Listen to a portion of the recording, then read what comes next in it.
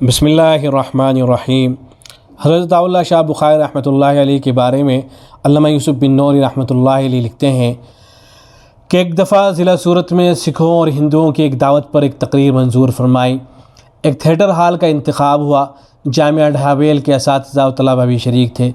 حضرت مولانا شبیر احمد عثمانی رحمۃ اللہ علیہ بھی تشریف رکھتے تھے۔ اس تقریر کی تاثیر و حلاوت، خطابت کا کمال آج بھی آنکھوں کے سامنے ہے۔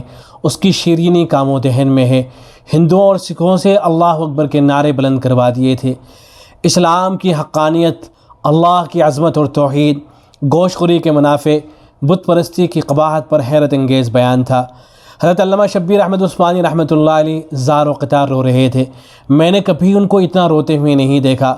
تقریر کے بعد میں نے سنا، فرماتے تھے میں نے 20 تقریریں مولانا عطا اللہ شاہ بخاری کی سنی ہیں، لیکن اتنی مؤثر تقریر آج تک نہیں سنی۔ اور فرمایا کہ آج عطا اللہ شاہ نے حق تبلیغ ادا کر دیا ہے۔ اپنے وقت کے سب سے بڑے عالم، متکلم، خطیب کی اعداد کتنی قیمتی ہے۔ حضرت عطا اللہ شاہ بخاری رحمۃ اللہ علیہ حضرت علامہ انور شاہ کشمیری رحمۃ اللہ علیہ کی نظر میں امام الاثر حضرت مولانا انور شاہ کشمیری رحمۃ اللہ علیہ کو آپ سے بے انتہا محبت تھی اور دعا کیا کرتے تھے، فرمایا کرتے تھے کہ ایسا خطیب کبھی نہیں دیکھا جو روتوں کو ہنساتا ہے اور ہنسوں کو رلاتا ہے۔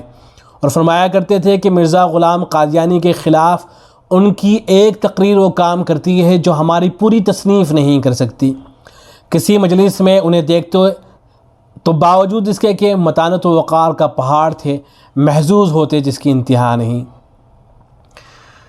مئی 1930 کا جو تاریخی اجلاس انجمن خدام الدین لاہور کا ہو رہا تھا، جس کا سما آج بھی میری آنکھوں کے سامنے ہے، اس وقت امام شیخ رحمۃ اللہ علیہ کا اسم گرامی مولانا ظفر علی خان نے عمارت کے لیے پیش کیا۔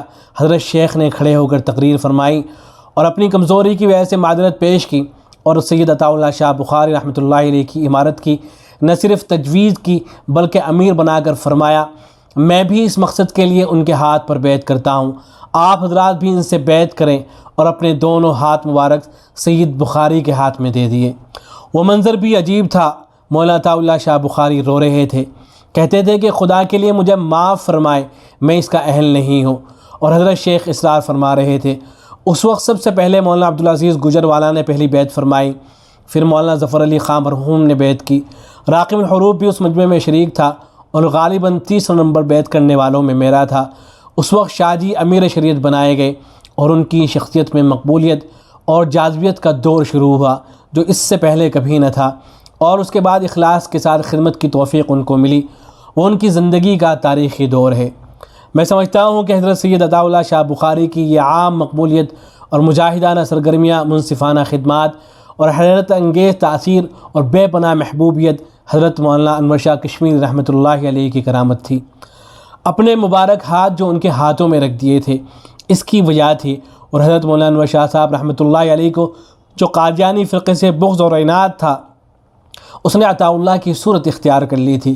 دراصل شاہ جی کا وجود حضرت مولانا انور شاہ کشمیری رحمۃ اللہ علیہ کی کرامت تھا، جس کی وجہ سے علماء، صلحاء، عرفاء اور اتقیاء، وقت کے بڑے بڑے اہل فضل و کمال مولانا عطا اللہ شاہ بخاری رحمۃ اللہ علیہ کے جانثار، محب اور ان سے والہانہ اعتقاد رکھنے والے بن گئے تھے۔